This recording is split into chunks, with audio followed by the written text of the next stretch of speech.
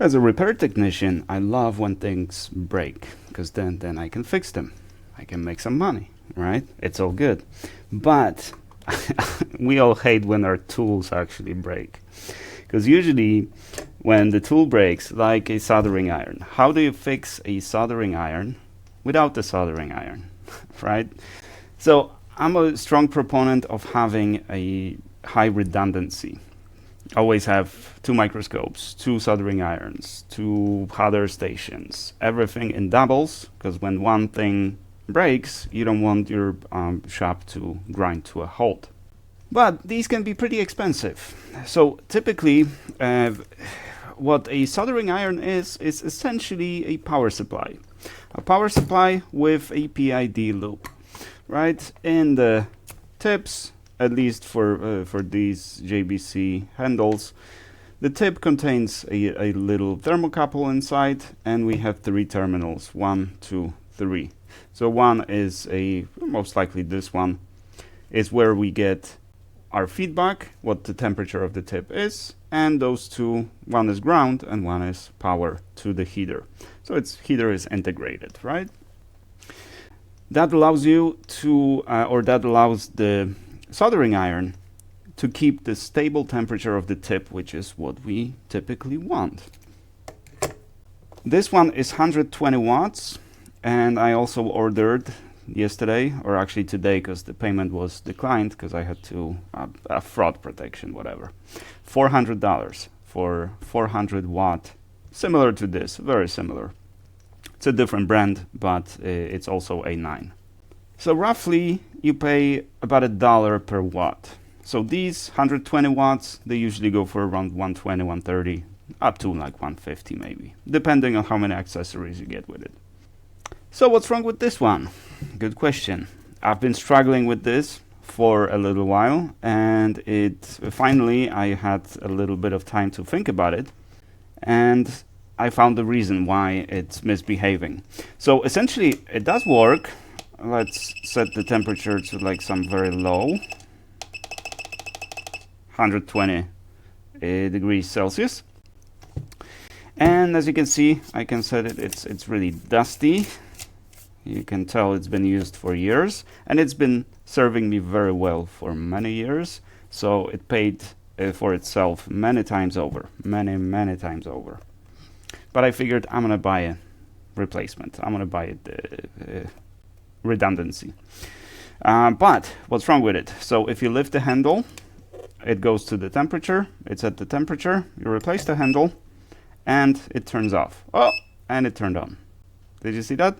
It turned on for a second. And if you just see, it's annoying AF. So I was thinking, what? Now it's turning on and off. Now it's on, 0%. It's on. If I tap on it, it turned off, right? So I was thinking, what? Oh, now it turned on again and turned off again. What actually is detecting the handle in the holder over here? My first idea was that, well, it's either a halotron, contactron, some kind of magnetic switch. Maybe magnetic, maybe not, who knows.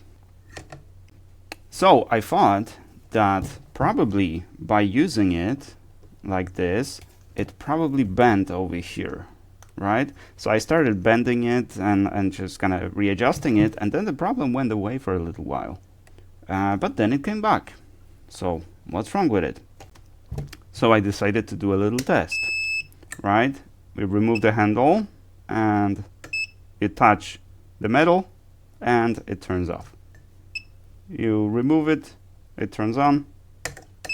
Touch the metal, it turns off. Simple as that.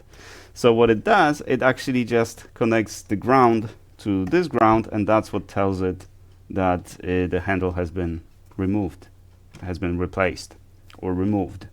Which means, let's get some light. So what I suspected was that it just got dirty, and it looks like it did. So let's spray some alcohol. Let's get some Q-tips, and let's try to clean it and see if the problem went away. Because I even replaced the entire handle because I thought maybe it's a problem of a handle.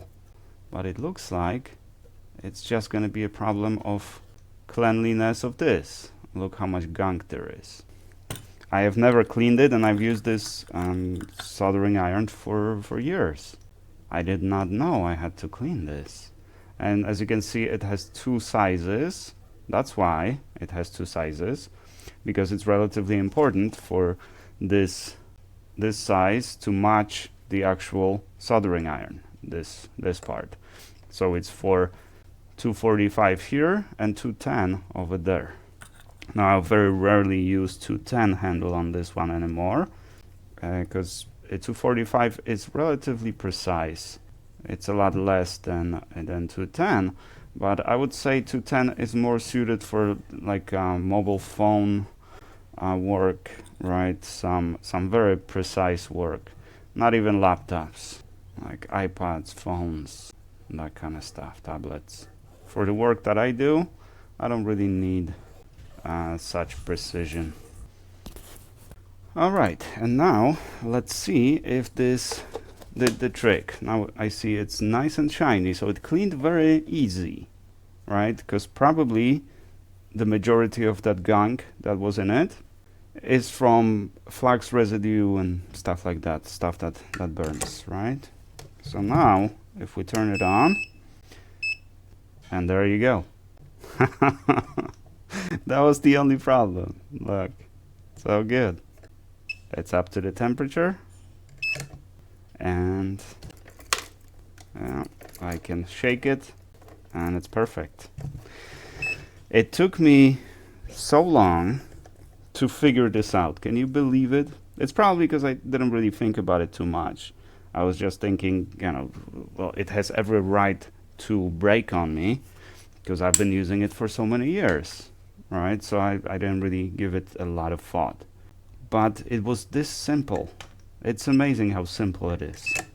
So what we learned is that you just need to keep this surface over here clean, and the tool will work. So I don't really need a replacement now, but I figured it's kind of like a warning from this device that, hey, I'm only a device. I will break at some point. At some point I will stop working, and it could be because of the device, because I did something, or I dropped it, or I overheated it, or literally I broke it, right? Or it'll just stop working at some point. You know, the output stage will degrade and it'll stop producing enough power, or maybe it will lose the ability to keep the temperature stable. There's going to be some problem with PID loop, or anything could happen. In which case, you need something that you can just take out of the box and keep working, and not you know, order stuff with ridiculous shipping because you need it fast, and the shop is out of work for a few days, right? So yeah, definitely take care of your device, and this A-9 is one of the it's the best soldering iron I've had ever, and I've used soldering iron since early 90s. Alrighty, we have a fix. I hope you guys found this useful. I sure did. I wish I've seen a video like this, how to fix your or how to maintain your A9, so I wouldn't have to go through all that frustration where my handle or my soldering iron would not turn on, or just randomly turn on, which is really bad because that's a fire hazard, right? Especially if you just keep it on overnight and stuff, nobody's in the shop, and the soldering iron suddenly starts turning on, and you have 120 heater at 380 degrees just constantly producing heat over here. Not great. Alrighty, thank you guys very much for watching. I do appreciate you, and I shall see you guys in the next one. Now let's get some actual work done.